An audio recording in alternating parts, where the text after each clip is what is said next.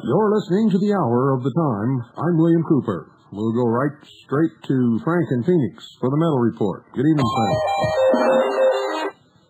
Good evening, Bill. Boy, we've been in for a wild ride lately, haven't we? Yeah, I had the phone lines hooked up here, and that's why, not hooked up, but screwed up here, and that's why you couldn't get on. That's why I was late getting on the satellite.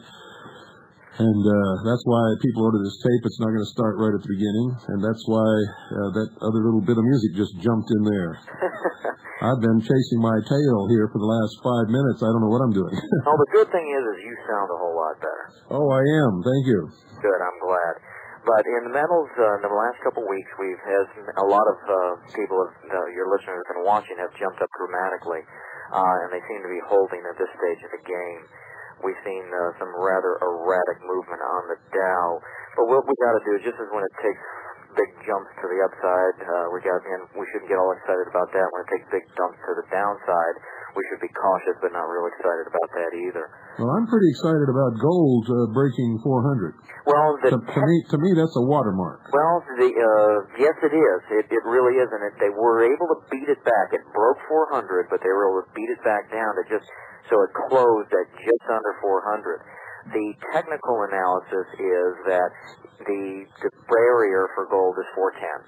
The technical people on Wall Street and the rest of it say if gold breaks 410, then it's running. No, wait a minute. These are the same guys that when gold was at 380 said if it broke 400, then it's running. No, like I said. Same guys. Well, what do you want from Neil Cavuto? I mean, come on, these guys on CNBC and the rest of it, they don't know what's going on. I mean, they don't know anything about what's happening. What we got to look at, though, is not only the price of gold and what the Dow's doing, but some underlying factors here. We got some very interesting underlying factors. Brokerage stocks. Okay, the people in the know, they're going to be brokerage houses, right? What have they been doing? Laying off brokers, not by the hundreds, but by the thousands. They've been laying off brokers. And brokerage stocks are taking a major hit. As a group, they've been hit very hard. The other thing is even though the Dow appears to be holding or doing well, some people think, oh, it's no big deal, minor correction. Over 1/3 of the New York Stock Exchange, over 1/3 of the stocks are struggling. 36% of them are struggling. There's some serious problems. There's some very serious underlying problems. One very interesting thing from a newsletter, someone who analyzes the Dow Jones Industrials and all that other stuff. He wanted to see where everything stood. Everybody thinks October because October 29 and October 87. Says more bear markets, more problems occurred in January than in October. So that's something to think about. He's calling for, with the general market being sloppy here at year end and with the transports being weak at the end of 1995, it would not shock me to see trouble entering the picture during January 1996. So once again, Bill, I think you might end up calling it on the head. There's an interesting article in the newspaper today discussing the market, the paper market. Trading heats up after final bell. So people, they think they can breathe a sigh of relief by the end of the day with, oh, the markets are closed, I'll worry about it in the morning. No. Closing bell no longer signals end of trading. But the roots of the era provide novice investors with a close-up look at the nebulous world that is after-hours stock trading. Bill, you say it all the time. No conspiracy. It's in the open. Yeah, it is. It's in the open everywhere you look. I mean, because of, I follow that philosophy, I read a horrendous amount of material, and you pick up these little tidbits, and that's exactly what they're doing. The skill is knowing how to identify important information and correlate it with other important information. Exactly. That is the hardest thing in any intelligence gathering. You can get all the data. People think going out there and snooping and pooping is the hard part. That's the easy part. So the guy that gets all the stuff that you snooped and pooped and got, that's got to do something with it to come up with a picture. That's a tough thing. I think we may have the picture. Have you seen the 1994 United Nations Human Development Report? Yes. Okay. Why don't you sort of condense it? Yes. Basically, collapse economies to start fresh so everybody has work. That's right. They make some very unbelievable statements. Quotes, lifestyles of the rich nations will clearly have to change. Major restructuring of world's income distribution, production, consumption may be necessary precondition for a viable strategy for sustainable human development. and this is my favorite. One thing is clear. Preserving productive capacity intact does not mean leaving the world in every detail as we found it. These people are telling us exactly what they're going to do, and it's not going to be pretty. So if people think it's going to get better, it's not. It's going to get worse. If people think they're going to wait for the election to do this or do that, it has nothing to do with it. It's completely immaterial. The bottom line is the game plan is to make everybody so stressed out and have to go to them for work. That's the only way they can control people. Yes, except for those of us who are going to be self-sufficient and ready and willing to not take part. Exactly. For those of us that aren't worried about, oh my God, but I'll have capital gains or this or that, get it done. Because the reality is if you don't, you might as well throw it all away now. Because they're going to kick it out from under everybody. They're just going to kick the legs on the chair out, and everybody's going to have to start from square one. I can't wait to start hearing all these pseudo-intellectuals who are teaching and promoting Marxism. I can't wait to see their reaction when they find out they're going to be the first ones that get the axe when all this happens. It'll be rather, unbelieving. They'll probably complain a little bit and just go into denial, but yeah, traditionally they always are the first ones that go to the pit. Yeah, you see, it's because it's not really a United Nations takeover. The United Nations, for all intents and purposes, is the United States of America. Exactly. The United States Police Force, the United Nations Police Force, is the military forces of the United States of America. People need to be looking past all of this. Okay, you got so many people focusing, the John Birch Society, they focus on UN. How much you want to bet in a couple of years there will be no UN? That's right. Okay, fine. You want us out of the UN? We're out of the UN. Why do you think we're not paying our bill? IRS, they're going to be gone too. What do you think Steve Forbes is all about? Push that whole issue. IRS will be history as well. You want to get rid of the IRS? Fine, we'll get rid of the IRS. People need to stop focusing on these single issues, and they need to look at the broader picture. And yeah, it will be under the United States. That's the way it's all fixing itself up to be. That's the way it was all set up. That was the plan. That's the secret destiny of America. It's written in all the occult writings. It hasn't been hidden. I've broadcasted. I've told the people of the world on this broadcast. I've tried to wake them up. I've tried to get them out of these silly little cul-de-sacs they're spinning around in that they think they're really going to prevail against all this might and wealth and everything. It's only one way to prevail. That's prepare. Let's prepare and be ready and willing to die for what you believe in. And, George Patton said it best. He makes some other poor bastard die for what he believes in. Well, that's right. But I've never seen anyone in my life who was willing to step on a battlefield and do battle who wasn't willing to die for what they were fighting for. Well, you have to be. So if you're not ready and willing to do that, you're not going to make some other poor son of anything die for his country or for his beliefs or anything else because you're not going to be there. Well, you're right. You're 100% right. And unfortunately, there's a lot of people that don't follow. They think it's just going to be easy. They talk a real good game, but they don't think anything through. I mean, I got out there a little early today because I wanted the sun starting to stay up a little longer. I was out there in the mountain parks with my rucksack. I get all kinds of goofy looks. But that's okay, because there's only one way to get ready for marching with a ruck, and that's to march with a ruck. Yeah. And, I really feel it's close, Bill. I can't believe, with Clinton going away, I'm concerned about that. I don't like the fact of the weather back east. They got the guard called out in a lot of places already. The food's already off the store shelves. A lot of people are getting caught short by this.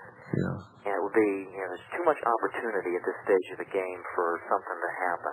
Well, the biggest indicator that I've seen in a long, long time, up until recently, we've never seen this before. When they begin to fortify the housing areas of military installations in this country, when there's no threat to those people, that's an indicator to me that they're expecting somebody to attack those housing areas, and I have no idea who it would be. Mm-hmm. Oh, we were discussing it earlier this evening. A couple of my compadres were over in various National Guard facilities, just hypothetical discussions, and we do know that they've been taking the bolts out of the rifles and locking them in a separate area, a separate facility. Yes, we've got those reports too, and they've never done that before. No, this has been for a couple of years now. As a matter of fact, they've been doing that. So, yeah, they are fully expecting something big. Of course, we know that they're going to be the initiators of it, and it will spill over into their facilities. Of that, there's no doubt. But it will be ugly. It'll be guerrilla war. You're right. Government will not collapse. It's not going to. It can't. It will not. They want to have that whole democratic change. They want to brainwash people into voting away, giving away their rights one last time to the New World Order. Yeah. And they'll just make it so difficult and so stressful that people will gladly do that if they're not ready. That's true.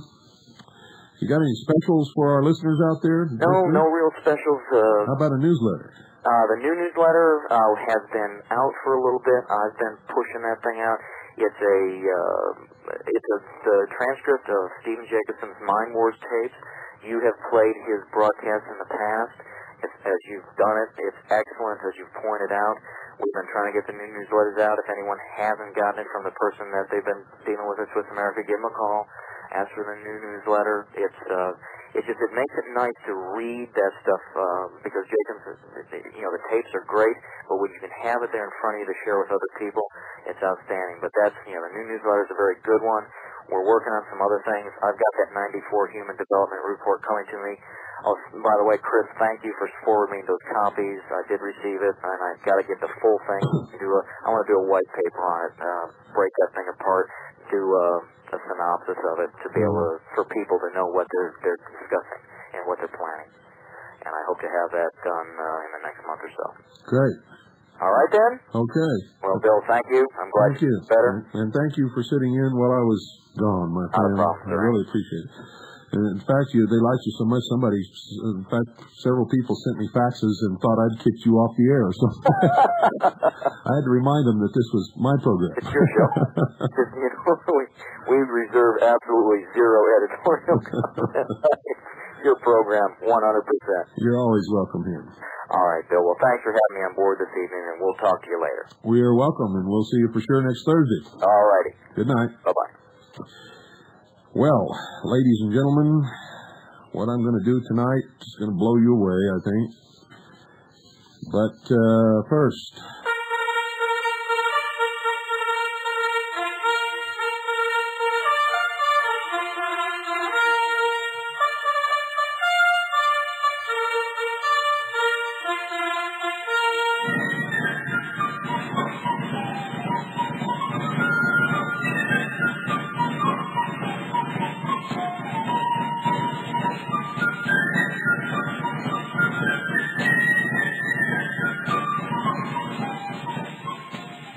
The Continental Army of the Republic, the Second Continental Army of the Republic, is looking for a lot of good men, leaders.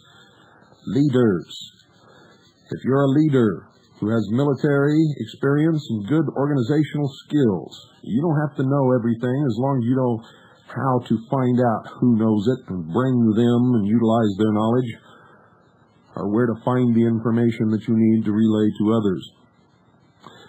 You must be responsible.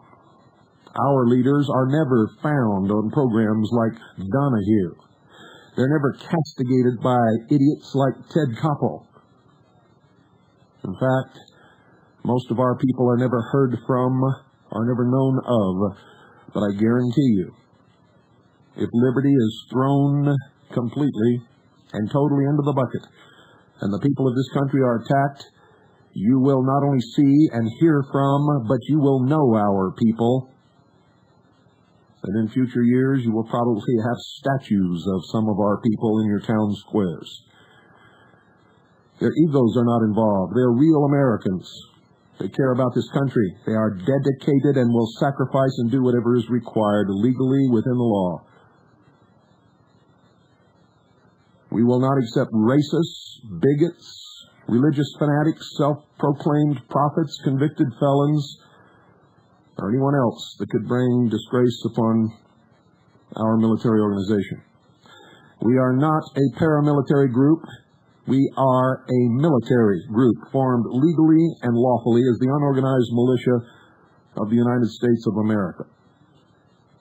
If you feel that you fit the bill, if you are a person that we are looking for, send me a letter and a complete resume with an address and a phone number where you can be contacted. Your letter will be reviewed. They will be screened by me, and the ones that I feel are the best of the lot will be forwarded to the command staff, and you will be contacted.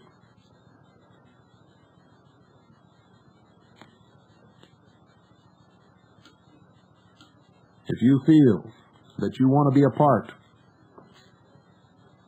of the Army that may be the Army that saves freedom and liberty for all people in this country, and if we save it for this country, we save it for the world, send your letter to the Intelligence Service, Post Office Box 1420, Sholo, Arizona, 85901. That's the Intelligence Service. P.O. Box 1420, Sholo, Arizona, 85901.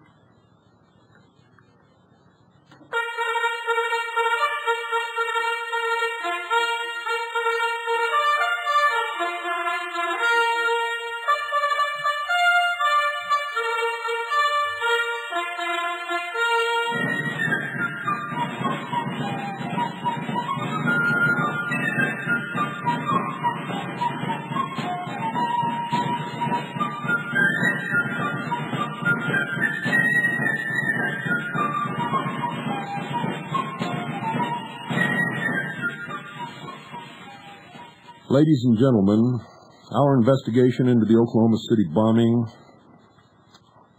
is staggering in its productivity. And everything that we have brought forward first. We are holding back an awful lot of material that we cannot bring forward at the present time.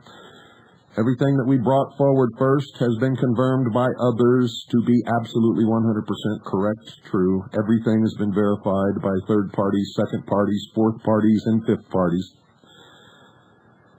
Nothing that we consider to be evidence is anything that cannot be documented. Everything that we have is documented. Testimony of eyewitnesses. It's on tape, photographs, written affidavits, you name it. A lot of it's on videotape.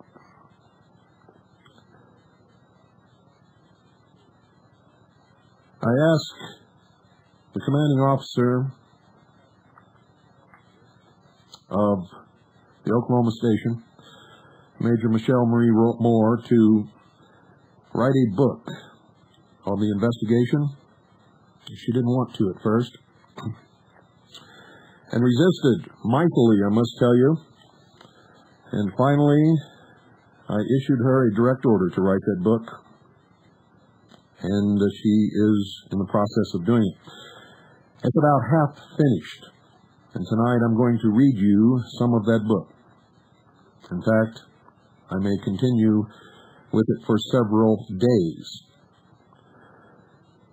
It's going to be either a very thick book or 2 volumes. I can assure you of that based upon what has already been written on the information that we have already collected, both by our Oklahoma people and by all of our people, and information that we have collected, analyzed, and relayed from the Intelligence Service headquarters. So, pay close attention, ladies and gentlemen, and then you'll get some idea of the quality of the personnel and of the work that we do in the intelligence service of the 2nd Continental Army of the Republic.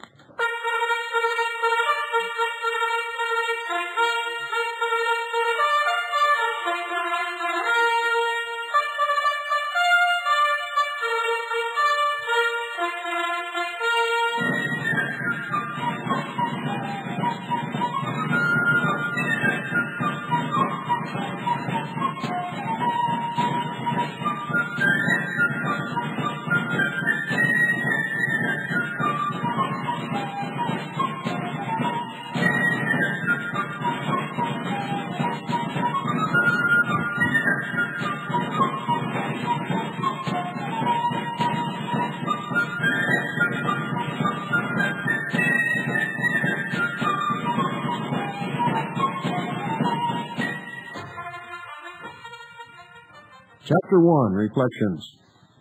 Human blood is heavy. The man that has shed it cannot run away. Those words, at first they had been nothing more than a quietly passing thought, the barely discernible voicing of an ancient proverb. Initially they had served as the dismal acceptance of the overwhelming events of that day, an acknowledgment of the evil which had come upon us. But now the day was over, long over. Hours before, midnight had come and gone, a chill had settled, and the air was unnaturally damp and oppressive.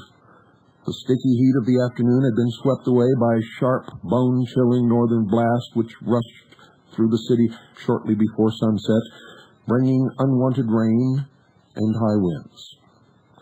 Threatening clouds hung low and thick in the southwest, and distant lightning warned of continued gloom into the next day.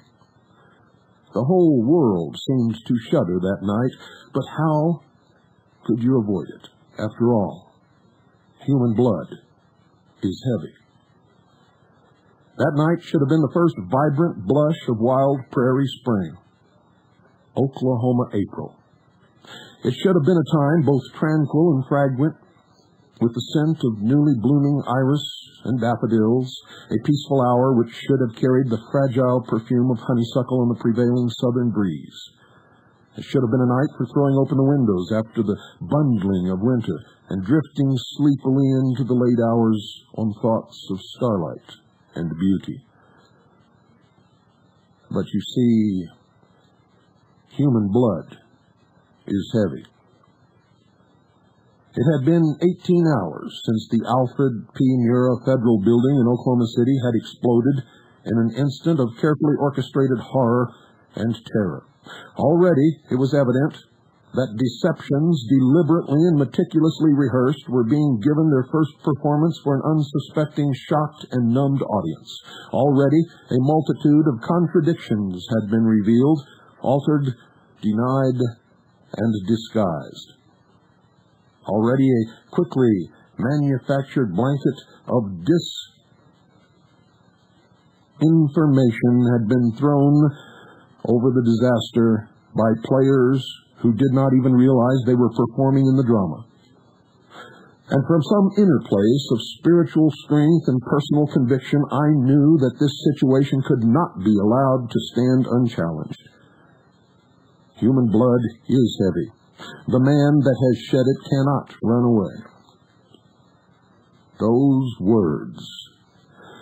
Throughout the day, those words had increased in intensity and fervor in my mind, and just then, in that cold, rainy darkness between days, I was hearing them at full force and volume.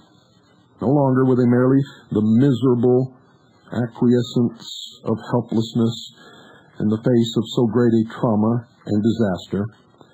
No longer were they the impotent sigh of hope against hope that someday someone might solve the mystery of who was responsible for these multiple acts of wanton murder. No longer was I content to remain silent and motionless while my homeland became the sacrificial altar and my countrymen the hapless victims in a highly ritualized political execution. Those words had become my force of will. There was no contemplative silence that night. For many hours, the atmosphere of my home had been a confused jumble of sounds. Television, local radio, police scanner reports, and shortwave broadcasts were all transmitting simultaneously the news of the same event. Every available audio cassette deck was in use. Every boombox was recording a different local radio station, isolated in a closed bedroom or closet. The video recorder was rolling tape, preserving information from different visual news sources. The fax machine was in operation. The computer word processor was never far from my fingertips. And always there was the ringing telephone, even into that late and desperate hour. At that moment, exhausted and shivering in the unseasonable coldness, belting back yet another cup of coffee, I knew that the possibility of sleep was out of the question. I was not so much sleepy as I was emotionally drained. My husband and I continued working throughout the night and into the next day. planning for an uncertain future, and collecting the initial information which later would assist in the separation of truth from the official story. So much vital and revealing information was broadcast during the first 36 hours after the explosions, information that might consist of nothing more than a passing glance at a significant piece of the rubble of the building, a full-face shot which identified an individual walking before the camera who should not have been there, or an unintentionally telling remark made by a witness or an expert. Important audio information was recorded from reports made by eyewitnesses to the scene, much of which would later be vigorously denied by federal officials. Some of that information would vanish completely after the first day, never again to be repeated over the airwaves. In later stages of the investigation, some of the witnesses and journalists who broadcast those reports denied ever making the statements which were recorded in their own voices. But all of these minute details would have to wait for another day of sorting and careful thought. The important thing at that particular moment was to stay totally focused on the collection of information of local origination. It required intense concentration due to the large number of sources being recorded simultaneously. But more importantly, it required basic consciousness, and my eyes were burning with fatigue. I poured another cup of coffee, cut the bitterness with a generous dollop of milk, stretched long and hard in the hope of forcing wakefulness into my bones, and returned to the living room to monitor the course of events. The need to inwardly focus and grieve was not to be given its rein at this time. The intense desire to shut out the noise and withdraw into my own private haven of safety and security could not be indulged. Human blood is heavy, and its weight is a call to service. As a member of the intelligence service of the militia of the 2nd Continental Army of the Republic, I had a clearly defined duty to perform, the importance of which could not be underestimated. I was sworn upon my sacred oath to gather by any and all legal and lawful means information from all sources, to provide for the free flow of information to the whole of the people, the militia of the several states of the Union. This was my responsibility, and I would perform it to the best of my ability, to my last dying breath. While tracking the videotapes, flipping the audio cassettes, and monitoring the police scanner with my husband, I reviewed in my mind the fearsome facts of that first day. April the 19th, 1995.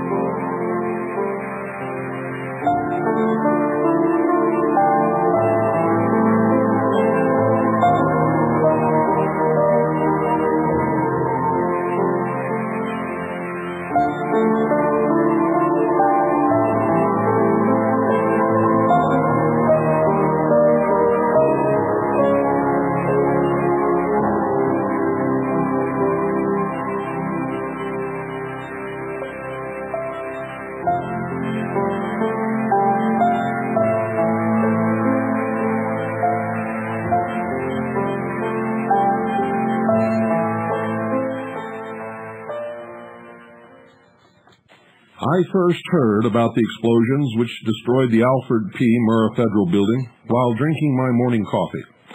A friend had telephoned to make certain that my husband was not working in downtown Oklahoma City that morning.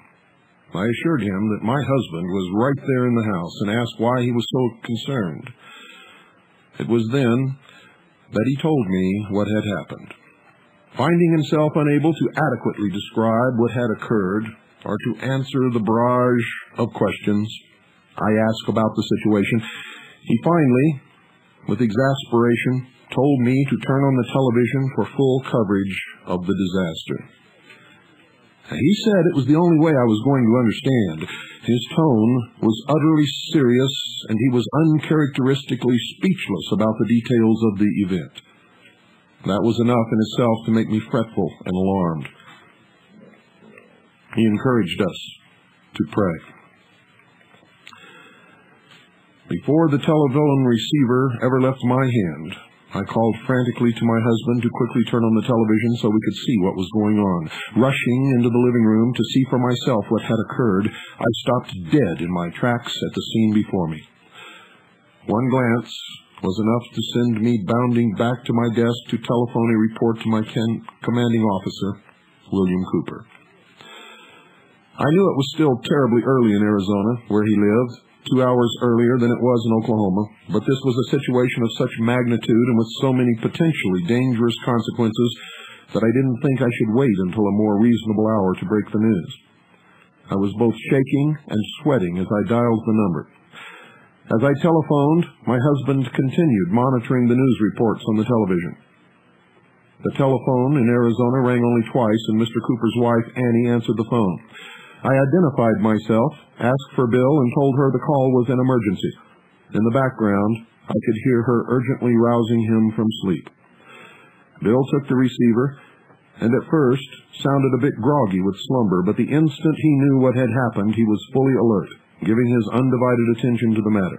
I again identified myself, apologized for calling so early in the morning, but told him I thought he should know what had occurred here. Much like the friend who had first notified me, I suddenly found myself incapable of fully describing the event. I glanced once more at the pictures on the television. How could this information be conveyed? My mind was going into a shocked verbal shutdown, and after a moment of struggling to find any words at all, I blurted out, "Bill, somebody just blew up the federal building in Oklahoma City. The building looks like the whole front of it has been sliced off, and a big chunk was cut out of it. A lot of people have been injured, and probably many are dead. Just go turn on your TV. Get something on the satellite feed. The coverage is live everywhere."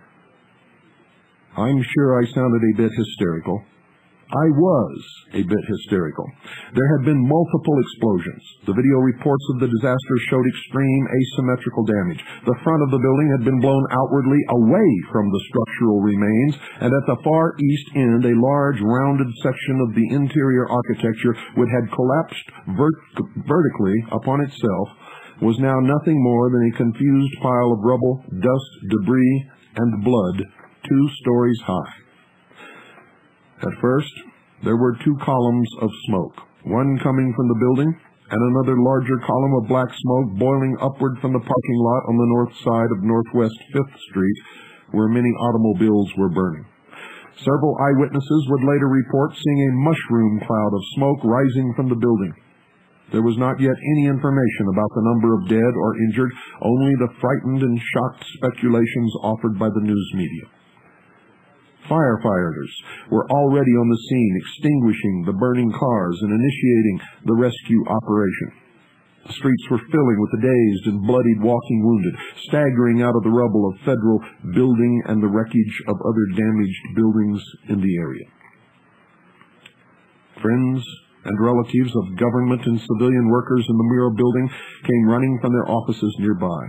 Some were crying hysterically, searching for their loved ones. Others rushed into the dangerously unstable remains of the building and began extracting the wounded from the shattered concrete and twisted metal. Mothers, weeping and screaming for their children buried inside the federal building daycare center, were clawing at law enforcement officers who held them back from the dangerous wreckage. Medical personnel began pouring into the area, and many unnamed civilian heroes joined with the medical police and fire rescue workers to save as many of those still living as was humanly possible. The scene on television was graphically tragic and violent, dreadful and compelling. It was very painful to watch, yet it was impossible to look away. All of this information was streaming into my living room as I made my sketchy report to Mr. Cooper. At that moment, there was nothing conclusive which could be relayed other than that the Alfred P. Murrah Federal Building in Oklahoma City was quite simply gone. The Alfred P. Murrah Federal Building, located at 200 Northwest 5th Street, was originally called the GSA Building and was later named for a circuit court judge of distinguished reputation. Alfred Paul Murrah had been born in Johnston County, Oklahoma, on October 27, 1904, the son of George Washington and Nora Simmons Murrah. Alfred received his LL.B. from the University of Oklahoma in 1927. He became a member of the Oklahoma Bar in 1928 and married Agnes Millam on June 29, 1930. Together, they had 3 children, Anne, Paul, and Sue. During the 1930s, Alfred Murrah was active in Democratic Party politics and helped coordinate the Young Democrats organization. With his school buddies, Luther Bohannon and Roy Savage, known together as the Rover Boys, Murrah helped engineer the triumphal 1936 United States Senate campaign of Joshua Bryan Lee, Murrah's former speech professor at the University of Oklahoma. From 1937 to 1940, Murrah served as a U.S. District Court judge, and in 1940 became a judge for the U.S. Circuit Court of Appeals, 10th Judicial Circuit, where he served for many years. Later as chief judge. Murrah earned his LL.D. from Oklahoma City University in 1954. In 1947, as one of a 3-judge panel ruling on an appeals case, Murrah helped open the doors of Oklahoma University to black students when he ordered that George W. McLaurin, whose law school application had been denied solely on the basis of race, be allowed to attend classes at the Oklahoma University College of Law. Always active in civil rights cases, Murrah found himself again working with his longtime school friend, Luther Bohannon, who had become a federal judge in his own right.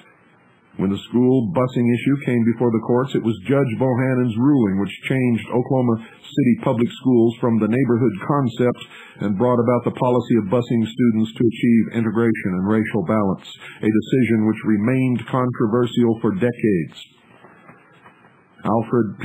Murrah, a Methodist, served as a trustee for Southern Methodist University in Texas, and in 1954 received the Distinguished Service Citation from Oklahoma City University and the Hetham W. Summers Award. In his later years, Murrah served as the Executive Director of the Administration Office of the Federal Judicial Center in Oklahoma City.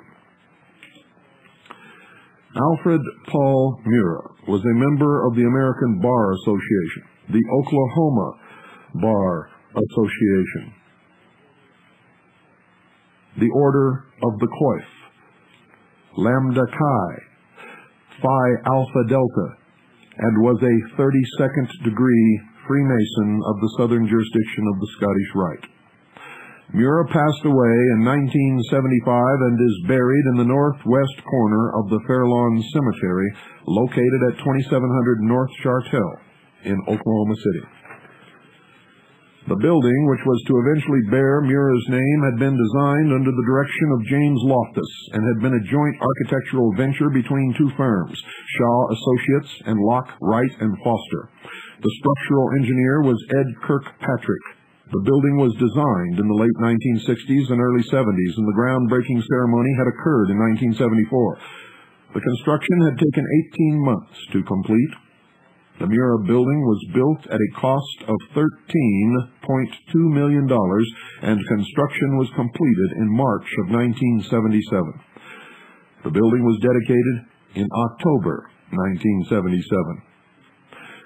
Within the Alfred P. Murrah Federal Building were the offices for the following government agencies and departments: the Bureau of Alcohol, Tobacco, and Firearms, the Defense Department Investigative Service Field Office, the Department of the Army Oklahoma City Recruiting Company Headquarters, the Drug Enforcement Administration, the Federal Employees Credit Union, the General Accounting Office, the General Services Administration, the Social Security Administration, the United States Air Force, the United States Customs Service, the United States Department of Agriculture, the United States Department of Housing and Urban Development, the United States Department Lab, the United States Department of the Treasury Secret Service, the United States Government Department of Transportation Federal Highway Administration, the United States Government Office of Health and Human Services,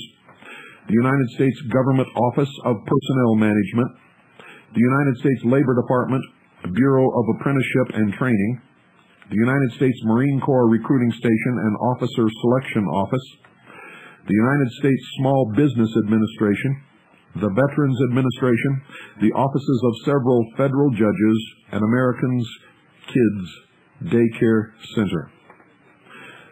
Although the Mira Federal Building was described by the media as a 9-story structure, it actually had 13 stories, 4 of which were underground and included several levels of underground parking. According to James Loftus, head of the building's design team, 2/3 of the square footage of the building was underground. Prior to the explosions, the Mira building had comprised 315,000 square feet, which included 107,000 square feet of office space, 196,000 square feet of storage, and 11,750 square feet of what was called special space, including bathrooms and a cafeteria. Originally, the underground parking garage had been built with a 10,000-gallon gasoline reservoir and pump, but fortunately the reservoir had since been filled with sand. Following the explosions, all that remained of the exterior, above-ground structure were the shattered east, south, and west walls.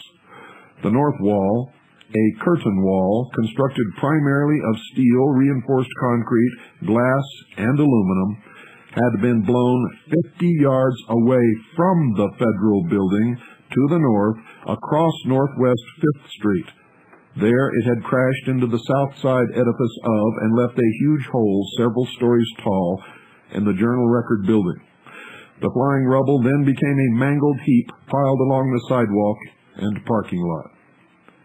The Journal-Record building had been constructed in 1923 by the Masonic Temple Building Association of Oklahoma, Lodge Number 36, and for 14 years its auditorium played host to many illustrious entertainers.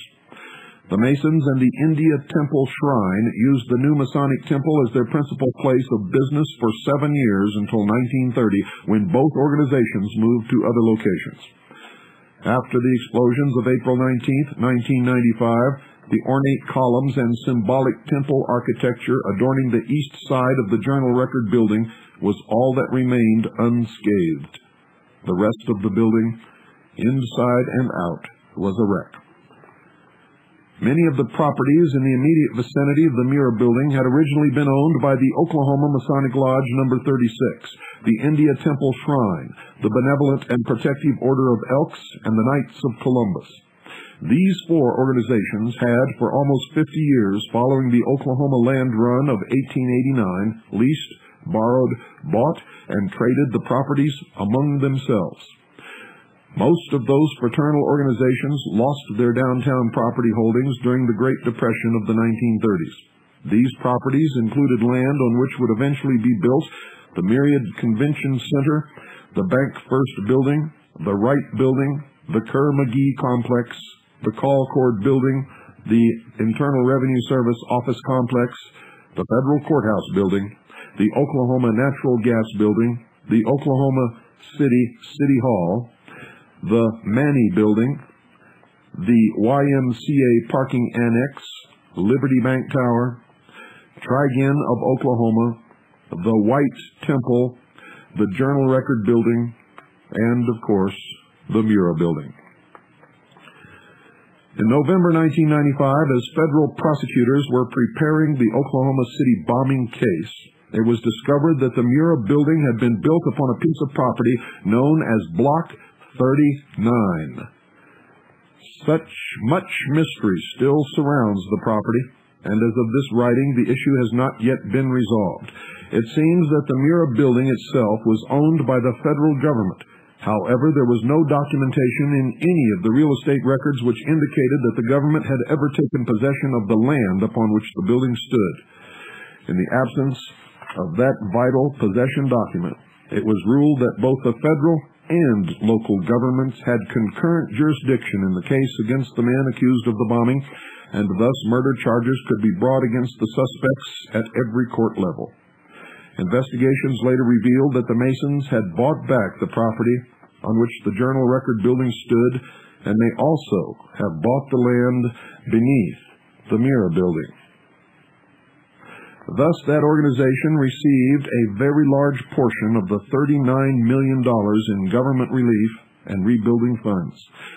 Across the street from the Journal Record building, the whole of the Alfred P. Mira Federal building was severely damaged. But the west end of the building was not as structurally devastated as the east end. The outer measurements of the Mira building were approximately 70 feet deep north to south by 200 feet long east to west.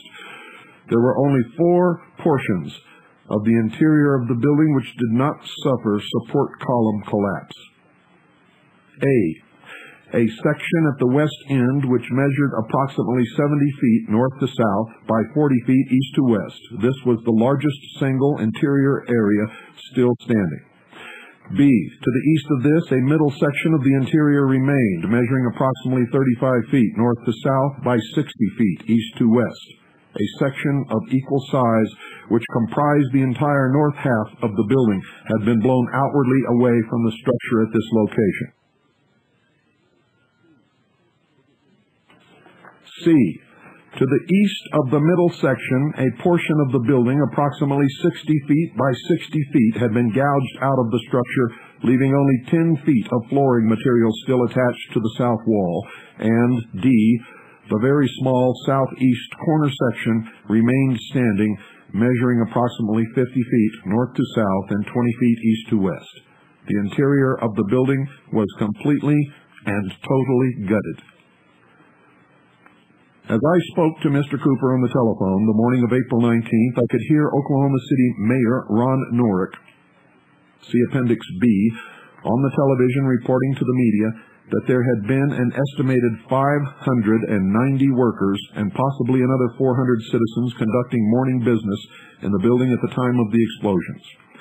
We were suddenly faced with the first speculation of the day, that there might have been almost 1,000 people in the Mira building when the explosions occurred. The information being reported was so horrific as to be unbelievable. This sort of event happened in places like Beirut, in Lima, in Bogota, or in New York City, anywhere but here. Like everyone else, I felt totally out of my element. This could not have happened in Oklahoma, in my state, in my city. I felt myself hovering near panic. Thousands of possible consequential scenarios were passing through my mind. It seemed to me a foregone conclusion that before the day was over, martial law would be declared. What would that mean in the practical reality of daily living? Having no information yet about possible suspects, but knowing that escalating terrorism and inner-city violence had long been used as a means of manipulating the political will of the American people, the immediate future looked very bleak indeed. I was uncertain as to what plan of action to take in response to the bombing, and that indecisiveness was having a paralyzing effect upon my thinking. Mr. Cooper calmly took matters in hand and brought some focus to the situation. I was instructed to try to find out what was going on.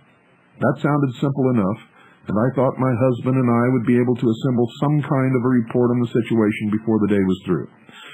I told Bill we would do our best and I would get back to him late in the afternoon. But as the day progressed, my husband and I discovered that it was going to be a far more complex assignment than we could have ever imagined.